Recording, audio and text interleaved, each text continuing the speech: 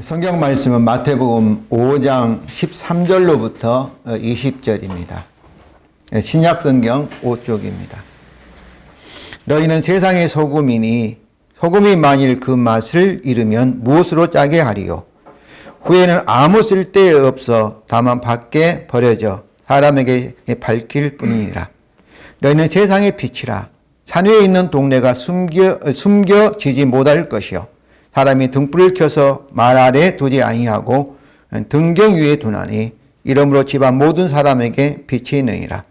이같이 너희 빛이 사람 앞에 비치게 하여 그들로 너희의 착한 행실을 보고 하늘에 계신 너희 아버지께 영광을 돌리게 하라. 내가 율법이나 선지자를 폐하러 온 줄로 생각하지 말라. 폐하러 온 것이 아니요 완전하게 하려 함이라. 진실로 너희에게 이르노니 천지가 없어지기 전에는 율법의 1.1획도 결코 없어지지 아니하고 다 이루리라. 그러므로 누구든지 이 계명 중에 지극히 작은 것 하나라도 버리고 또 그같이 사람을 가르치는 자는 천국에서 지극히 작다 일컬음을 받을 것이요. 누구든지 이를 행하며 가르치는 자는 천국에서 크다 일컬음을 받으리라. 내가 너희에게 이르노니 너희 의가 서기관과 바리새인보다 더 낫지 못하면 결코 천국에 들어가지 못하리라. 아멘.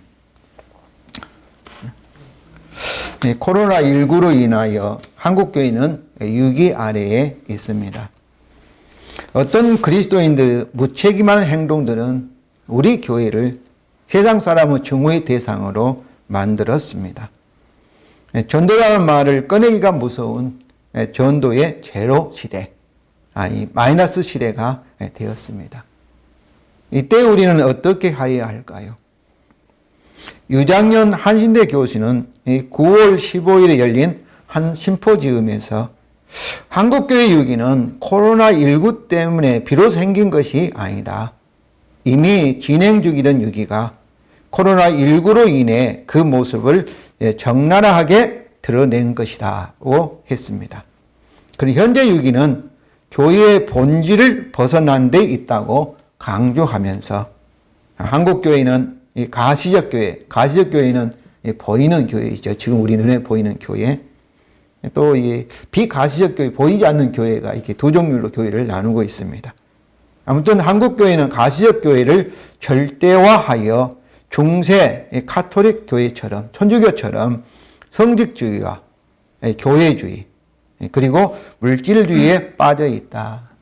이제는 교회가 무엇을 할 것인가가 아니라 교회의 자기 정체성을 묻는 교회가 무엇인가를 다시 숙고 생각해야 한다고 말했습니다. 유장년 교수의 충고대로 우리는 교회가 무엇인가, 우리가 누구인가, 그리고 전도가 무엇인가를 생각하고 있습니다. 왜냐하면 우리를 사람을 낚는 어부, 곧 전도자로 훈련하시는 예수님께서 산상수훈 마태복음 5장부터 7장에서 우리가 또는 교회가 무엇인가를 먼저 말씀하시고, 그리고 나중에 우리가 교회가 무엇을 할 것인가를 말씀하셨기 때문입니다. 오늘 본문 마태복음 5장 13절부터 20절에서도 예수님은 먼저 우리가 무엇인가를 말씀하시고 나중에 우리가 무엇을 할 것인가를 말씀하십니다. 오늘 본문에서 예수님은 우리가 또는 교회가 전도 그 자체이다. 그리고 전도는 우리가 율법을 지키는 선한 행실을 세상 사람들에게 보여주는 것이라고 말씀하십니다. 전도의 방법에는 원심적 전도, 또 구심적 전도, 이렇게 두 가지 방법이 있습니다. 구심적 전도는 우리가 가서 직접 복음을 전하는 것을 구심적 전도라고 합니다. 원심적 전도는 아름다운 꽃이 있고 경치가 좋으면 사람들이 관광객이 몰려와서 보는 것처럼 이렇게 우리의 아름다운 모습을, 선한 행실을 사람들에게 비춰줘서 사람들이 우리에게 관심을 갖고 그리고 물어오는 것이 이 원심적 전도, 센트리피털 미션이라고요. 구심적 전도, 센트리퓨걸 미션이라 이렇게 나누고 있습니다. 이것은 온십적 전도인데 오늘 본문에만 있는 것이 아니라 성경 전체에 흐르고 일관적으로 흐르고 있는 진리입니다. 성도 여러분, 이 진리를 확인하기 위해 오늘 본문인 마태복음 5장 13절부터 20절을 출애굽기 19장 4절부터 6절과 비교하면서 살펴보겠습니다. 먼저 출애굽기 19장 4절부터 6절입니다. 내가 애굽 사람에게 어떻게 행하였음과 내가 어떻게 독수리 날개로 너희를 업어 내게로 인도하였음을 너희가 보았느니라. 출애굽 모세를 통해 하나님께서 이스라엘 백성을 출애굽하게 하셨다는 거죠. 왜냐하면 세계가 다 내게 속하였나니 너희가 내 말을 잘 듣고 내 언약을 지키면 너희는 모든 민족 중에서 내 소유가 되겠고 너희가 내게 대하여 제사장 나라가 되며 거룩한 백성이 되리라. 너는 이 말을 이스라엘 자손에게 전할지니라. 너는 이게 모세에게 하나님께 주시는 말씀입니다. 이 말씀은 출애굽기 24장 1절부터 11절에서 하나님께 이스라엘 백성과 율법 언약, 신에서 언약을 맺었습니다. 근데 그 언약을 맺기 전에 출애굽을 한 이스라엘에게 하신 하나님의 약속의 말씀입니다. 너희 이스라엘은 모든 민족 중에 하나님의 소유, 이 소유라는 것은 특별한 이 보물, 하나님의 아들이다 이런 뜻이죠. 아들이 되겠고 제사장 나라가 되며 세상과 구별된 거룩한 백성이 되리라는 약속의 말씀입니다. 그런데 제사장 나라라는 것은 제사장이 하나님과 이스라엘 백성을 이렇게 중개한 것처럼 여기서 나라는 모든 이스라엘 백성들이 하나님과 세상 나라를 이렇게 중매하는 역할을 제사장 나라 이런 의미를 가지고 있습니다. 하나님께서 이스라엘에게 이렇게 하신 이유는 하나님께 소유하신 세상을 위해서입니다. 왜냐하면 세상이 내게 속하였나니 5절에 말씀하고 있지 않습니까? 그래서 세상을 위해서 하나님께서 이스라엘 백성을 하나님의 특별한 보배로 만드시고 그 제사장 나라로 만드시고 세상과 구별되는 거룩한 백성을 만들었다는 거죠. 그런데 이 약속의 말씀에는 하나의 조건이 있습니다. 5절이죠. 너희가 내 말을 잘 듣고 내 언약을 지키면입니다. 지키면 하나님께서 이렇게 해 주시겠다. 그러나 지키지 못하면 어떻게 한다는 거예요? 하나님이 이 약속을 지키시지 않는 것이죠. 그들이 하나님의 약속인 언약의 율법을 지키면, 잘 듣고 지키면 그들은 세상에서 하나님의 보배가 되며 세상을 위한 하나님의 제사장 나라, 그 성교의 나라가 되며 세상과 구별되는 거룩한 백성이 될 것이라 이런 말씀입니다. 이것이 조건적인 율법 언약의 언약이라고 하고 있습니다. 출애굽기 19장 4절과 6절은 이 조건적 내용만 없다고 한다면 오늘 본문과 거의 같은 내용입니다. 출애굽기 19장 4절과 6절을 오늘 본문처럼 은유를 사용하면 이스라엘이 하나님의 말씀 율법을 지키면 그들은 세상의 소금이 될 것이며 세상의 빛이 될 것이라 이런 말씀이죠. 역대하 13장 5절입니다. 이스라엘 하나님 여호와께 소금 언약으로 이스라엘 나라를 영원히 다윗과 그의 자손에게 주신 것을 너희가 알 것 아니냐. 이사야서 60장 1절과 3절입니다. 일어나라 빛을 발하라. 이는 내 빛이 이르렀고 여호와의 영광이 내 위에 임하였습니다. 보라 어둠이 땅을 덮을 것이며 캄캄함이 만민을 가리려니와 오직 여호와께 너희 위에 임하실 것이며 그의 영광이 내 위에 나타나리니 나라든 내 빛으로 왕들은 비치는 내 광명으로 나아오리라. 오늘 이 말씀은 새 언약적인 그런 말씀이지만은 그러나 이스라엘 백성에게 이스라엘 선지자를 통하여 주셨던 말씀입니다. 이와 같이 이스라엘은 언약의 백성으로서 조건적으로 세상의 소금이요 세상의 빛이었습니다. 이제 오늘 본문인 마태복음 5장 13절과 20절을 살펴보겠습니다. 13절입니다. 너희는 세상의 소금이니. 여기서 너희가 아주 강조되어 있습니다. 헬라어에서는 주어를 사용할 필요 없이 동사에서 이 주어가 포함되어 있는데 이처럼 주어를 특별히 사용한다는 것은 주어를 아주 강조한 것이죠. 이것은 너희 자신이 세상의 소금이라는 것을 제발 알라. 너희가 누구냐?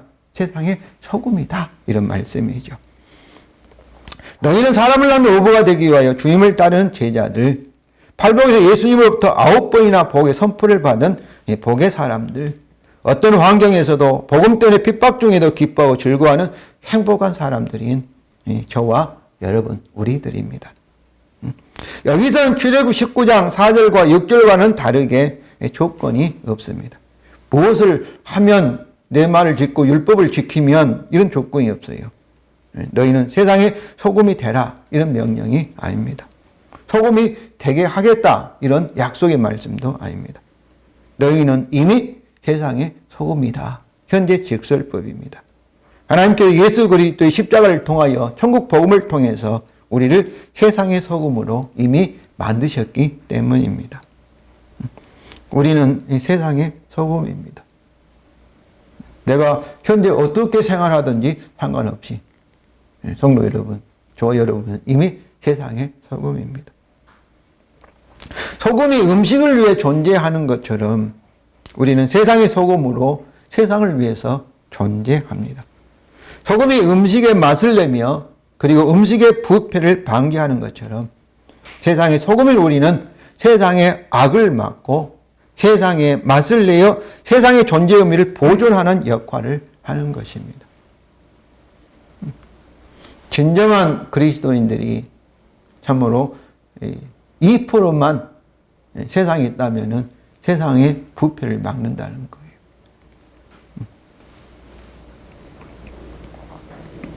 이처럼 세상의 소금인 우리는 또는 교회는 그 자체가 세상을 위한 전도 또 전도 나무라고 할 수 있습니다. 그런데 13절입니다. 소금이 만일 그 마취를 잃으면 무엇으로 짜게 하리요? 후에는 아무 쓸데없어 다만 밖에 버려져 사람에게 밟힐 뿐이니라. 세상의 소금으로서 우리는 세상에 없어서는 안 될 아주 소중한 존재입니다. 옛 언약의 이스라엘처럼 세상의 소금으로서 역할을 하지 못할 때는 우리는 세상에서 쓸모없게 되어버린다는 것입니다. 이것이 세상의 비난거리로 조롱거리로 떨어진 현재 한국교회의 모습인 것 같습니다. 무엇으로 세상의 소금인 우리 한국교회를 다시 짜게 할 수 있겠습니까? 이제 14절입니다.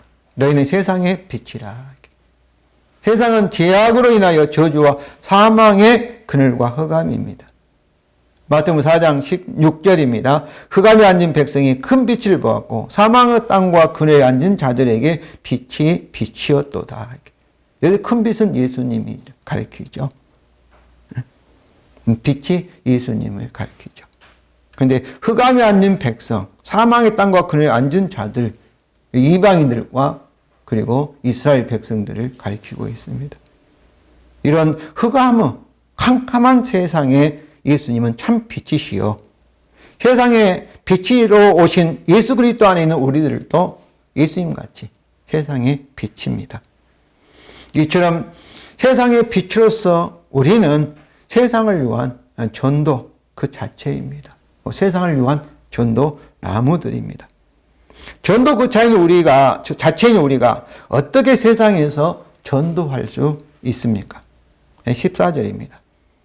산 위에 있는 동네가 숨겨지지 못할 것이요. 여기서 숨겨지지 못할 것이요에 능력이라는 이 단어 두나미스가 활용되었습니다. 다이너마이트, 폭발력이 있는 다이너마이트가 두나미스라는 단어에서 나왔어요. 이것은 산 위에 있는 동네는 결코 숨겨질 수 없다는 것입니다. 자기를 감출 능력이 없다는 거예요.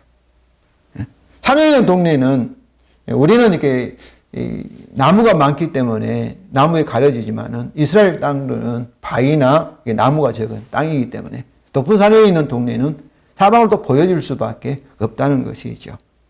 이처럼 산에 있는 동네가 결코 숨겨질 수 없는 것처럼 세상에 비친 우리도 세상 사람으로부터 결코 숨겨질 수 없다는 것입니다. 세상 사람들에게 드러날 수밖에 없기 때문에 그 자체가 우리가 세상의 빛으로 빛나고 있으면 그 자체가 전도를 할 수 있다는 것이죠. 그렇습니다. 우리는 세상의 빛이기 때문에 우리가 자기 자신을 아무리 숨기려도 세상 사람들이 보여줄 수밖에 없습니다. 또 우리가 전도할 수밖에 없는 이 특별한 이유는 특히 15절입니다. 사람이 등불을 켜서 말 아래 두지 아니하고 등경 위에 두나니 이러므로 집안 모든 사람에게 비치느니라. 여기서 말은 곡식을 계량할 때 사용했던 그런 모양의 용기입니다. 사람이 등불을 켜는 목적이 뭐겠어요? 말 아래에 두어서 등불을 감추기 위해서 등불을 켜는 사람은 없을 겁니다. 등경 위에 두어서 집안에 있는 모든 사람에게 비치게 하기 위해서 우리가 등불을 켜는 거죠. 이처럼 하나님께서 우리를 세상의 빛으로 만드신 이유는 우리를 감추기 위해서가 아니죠. 세상 사람들에게 우리를 비추도록 하기 위해서 하나님께 우리를 세상의 소금이 되게 하시고 빛이 되게 하셨다는 것이죠. 그러면 하나님께 세상의 빛은 우리에게 어떻게 하시겠어요? 세상 사람들에게 비춰줄 수 있도록 하나님께서 섭리하신다는 겁니다. 우리가 핍박을 받게 하든지 우리가 병이 들게 하여서 고통을 당한다든지 이런 걸 통했을 때 그때 우리가 소금으로서 빛으로서의 능력을 나타내면은 세상 사람들에게 보여줄 수밖에 없다는 것이죠.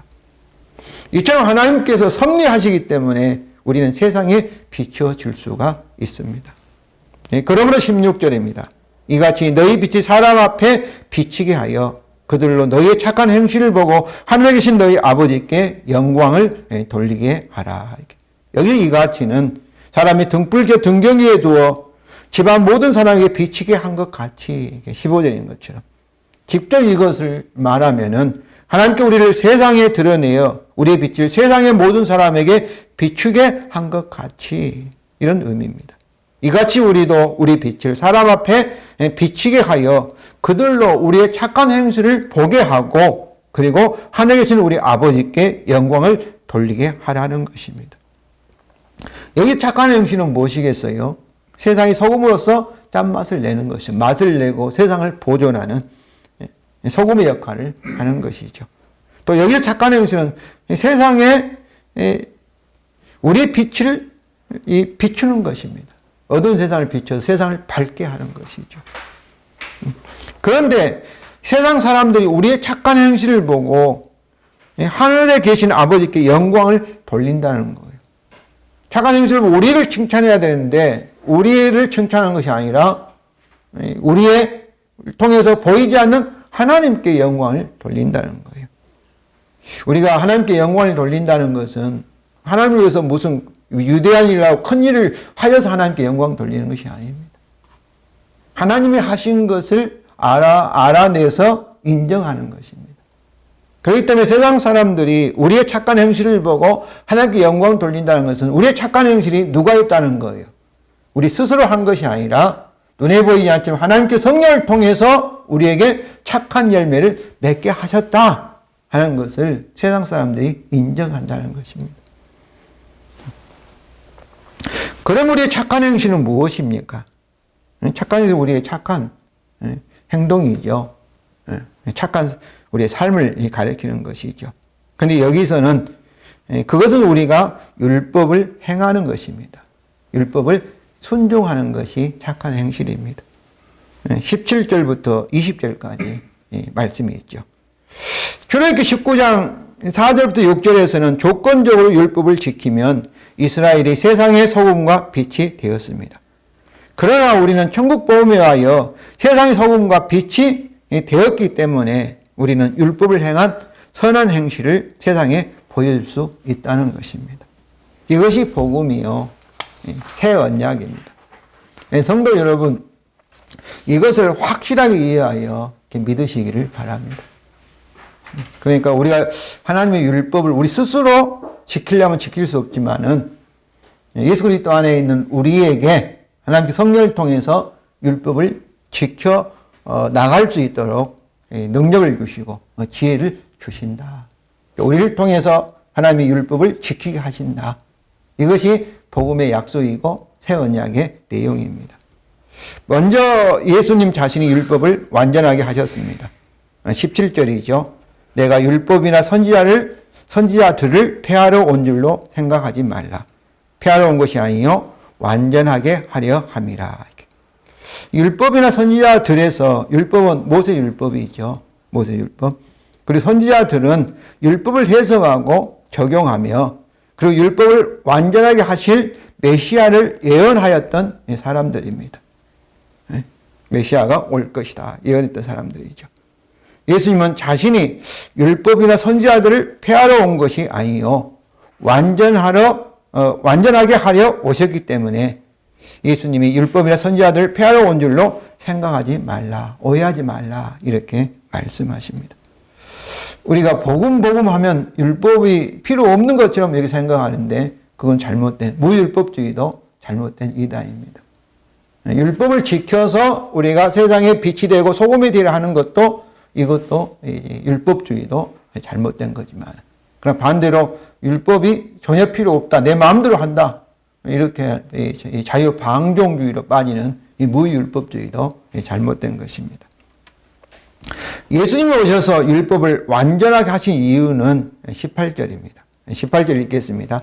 왜냐하면 진실로 너희에게 이르노니 천지가 없어지기 전에는 율법의 1.1획도 결코 없어지지 아니하고 다 이루리라. 여기서 천지가 없어지기 전에는 이렇게 또 없어지기까지는 이 접속사 헤오스가 있는데, 우리말 성경은 한 번 이렇게 번역되어 있지만은 다 이 말씀 속에 모든 율법이 다 이루어지기까지는 결코 없어지지 아니하리라, 이런 말씀으로 전에는 또는 까지라는 접속사 헤오스가 2번 사용되었습니다. 그 천지가 없어지기까지는 헤오스죠. 율법이 1.1획도 결코 없어지지 아니한다. 율법이 다 이루게 되기까지는 율법의 1.1획이라도 결코 없어지지 아니한다고 2번이나 반복하여 율법은 반드시 없어지지 아니하고 반드시 이루어질 수밖에 없다, 이것을 강조하고 있습니다. 이처럼 하나님의 모든 율법은 반드시 이루어져야 하기 때문에, 누가 이게 이루게 하셔요? 하나님 자기 말씀하신 모든 율법은 1.1이라도 다 이루어질 수밖에 없습니다. 때문에 예수님께서 율법이 1.1회까지도 완전하게 하셨다는 것입니다. 성도 여러분, 모든 율법은 없어지지 아니하고 다 이루어질 수밖에 없다. 하나님 말씀은 반드시, 입에 나온 말씀은 반드시 그 말씀대로 이루어진다. 이 사실을 꼭 기억하시기 바랍니다. 예수님께 모든 율법을 완전하게 하셨다는 의미를 아는 것은 아주 중요합니다. 모든 하나님의 모든 율법을 완전하게 하셨다, 이 사실을 아는 것은 아주 중요합니다. 왜냐하면 성경에서 하나님의 모든 은혜의 약속들은 이 사실에 기초하기 때문입니다. 그러니까 아브라함의 약속, 언약, 또 다윗에게 주었던 그런 약속들, 다윗 언약, 그리고 새 언약도 다 무엇에 기초하고 있어요? 하나님의 모든 율법을 완전하게 이루신 예수님의 십자가의 죽음에 기초하고 있습니다. 기초하고 있습니다. 예수님의 율법을 완전히 이루지 못했다면 저와 여러분 어떻겠어요? 여전히 율법에 따라 하나님 심판과 저주 아래 있을 것입니다. 근데 예수님이 우리를 대표해서, 우리를 대신해서 하나님과 우리 사이에 있는 이 율법 언약을 완전하게 이루셨기 때문에 저와 여러분이 예수 그리스도 안에서 우리 제사함을 받게 되고 하나님도 영생과 복을 받게 될 수 있는 것이죠. 구약에 있는 아브라함도 저주와 사망의 사람에서 이제 복의 사람으로, 생명과 복의 사람으로 바뀌는 것도 무엇에 따라 근거하는 거예요? 예수님이 하나님의 모든 율법을 완전하게 이루셨기 때문입니다. 그래서 성도 여러분, 우리 기독교는 예수교입니다. 특별히 예수님의 십자가의 복음이 모든 성경의 기초요, 모든 성경을 요약하고 있습니다. 그러면 예수님께서 모든 율법을 완전하게 하셨다는 것이 무슨 의미입니까?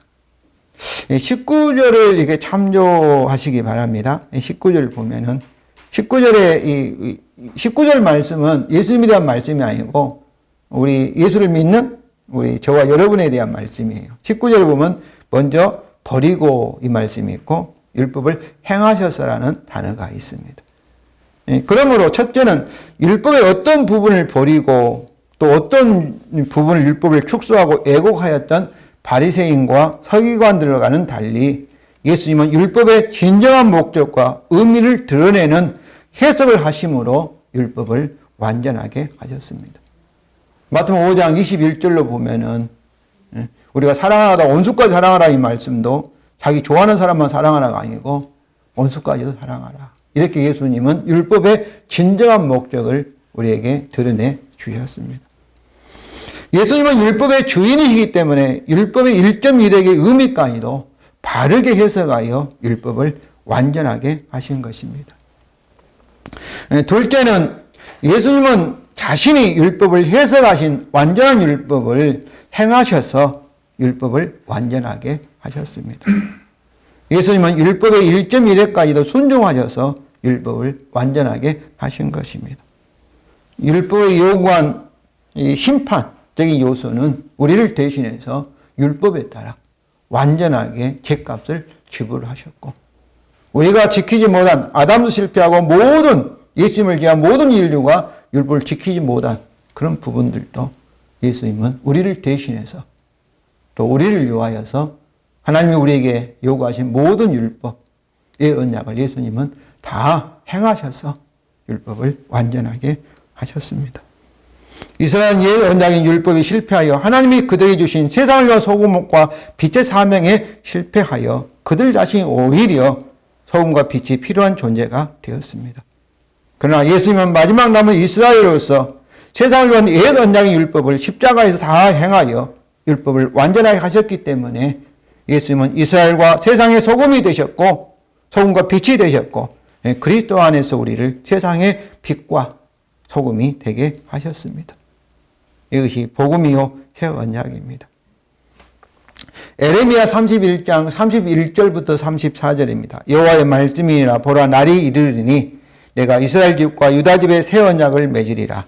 그러나 그날 후에 내가 이스라엘 집과 맺을 언약은 이러하니 곧 내가 나의 법을 그들 속에 두며 그들의 마음에 기록하여 나는 그들의 하나님이 되고 그들은 내 백성이 될 것이라.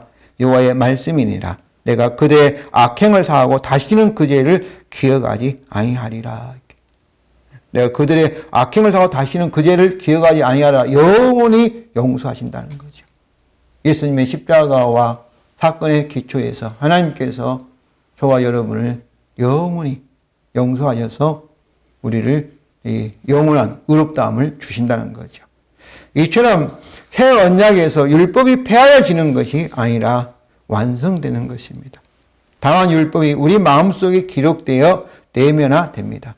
그 결과로 영원한 용서를 받은 우리는 진심으로 율법에 순종하는 것을 사랑하게 된다는 것입니다. 이게 억지로 의무감에 한 것이 아니라 우리 마음속에 율법이 기록되어 내 마음이 율법을 지키기를 원하는 마음으로 하나님께 새 마음을 주신다는 것이죠. 에스겔 36장 22절부터 28절입니다. 이스라엘 족속아 내가 이렇게 행함은 너희를 위함이 아니요 너희가 들어간 그 여러 나라에서 더럽힌 나의 거룩한 이름을 위함이라. 내가 그들의 눈앞에서 너희로 말미암아 나의 거룩함을 나타내리니 내가 여호와인 줄을 여러 나라 사람이 알리라. 주 여호와의 말씀이니라. 맑은 물을 너희에게 뿌려서 너희로 정결하게 하되 곧 너희의 모든 더러운 것에서와 모든 우상 숭배에서 너희를 정결하게 할 것이며 또 새 영을 너희 속에 두고 새 마음을 너희에게 주되 너희 육신에서 굳은 마음을 제거하고 부드러운 마음을 줄 것이며 또 내 영을 너희 속에 두어 너희로 내 윤리를 행하게 하리니 너희가 내 규례를 지켜 행할지라. 하나님께 새 언약을 주신 이유는 이스라엘을 위해서가 아니고 하나님의 영광을 위해서라는 겁니다.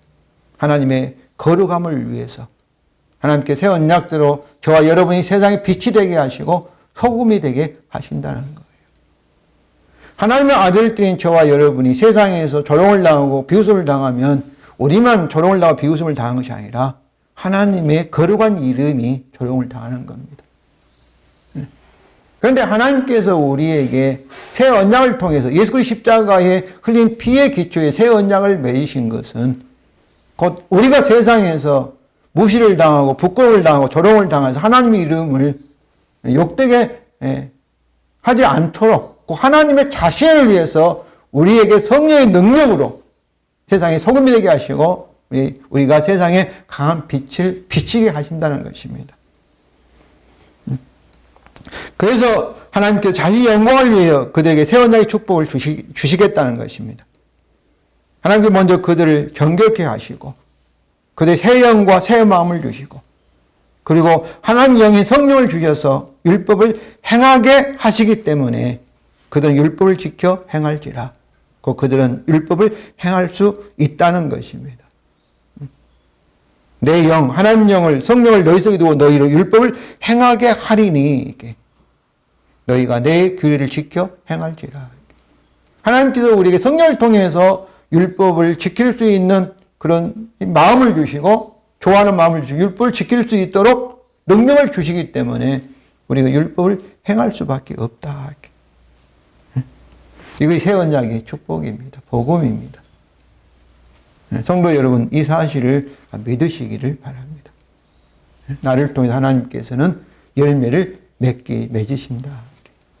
우리가 믿기만 하면은 참 포도나무여 너희가 가지의 말씀과 같은 그런 내용입니다. 그리스도 예수 안에 있기만 하면은 그리스도를 의지하기만 하면 자기 자신을 부인하고 스스로 행하지 않고 주님을 의지하게 하면 주님께서 책임지신다는 거예요. 열매를 맺도록.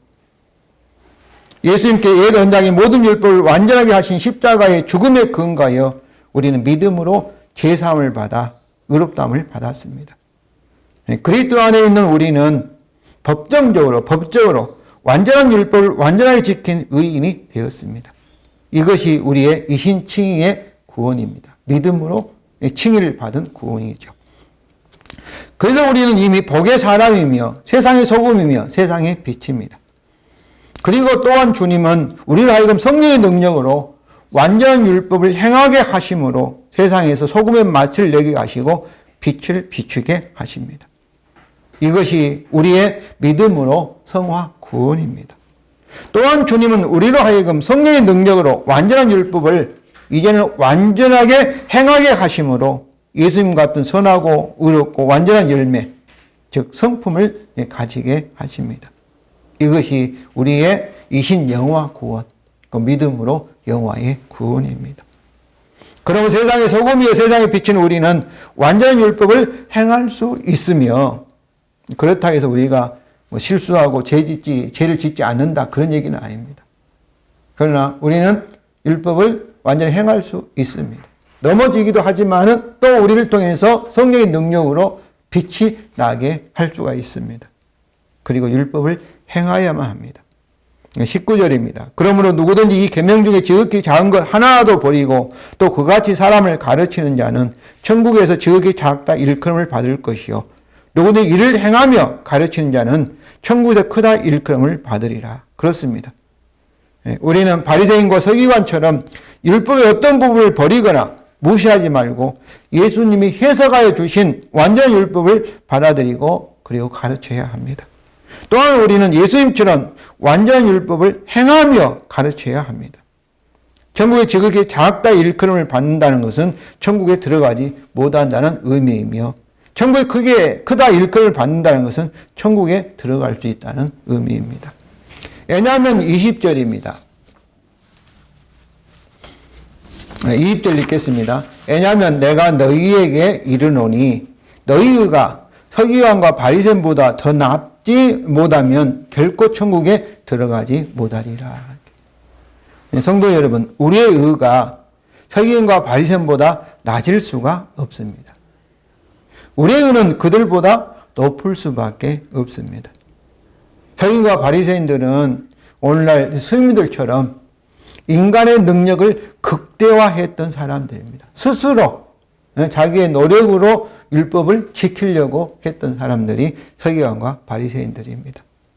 그러나 우리는 스스로 율법을 행하는 것이 아니라 누가 우리를 통해서 하십니까? 하나님께서 우리로 하여금 행하게 하시기 때문에 성령의 능력으로 우리가 율법을 지키기 때문에 우리 의가 그들보다 높을 수밖에 없습니다. 이것이 복음이에요. 복음이에요. 이것이 우리가 믿음으로 천국에 들어간다는 의미입니다.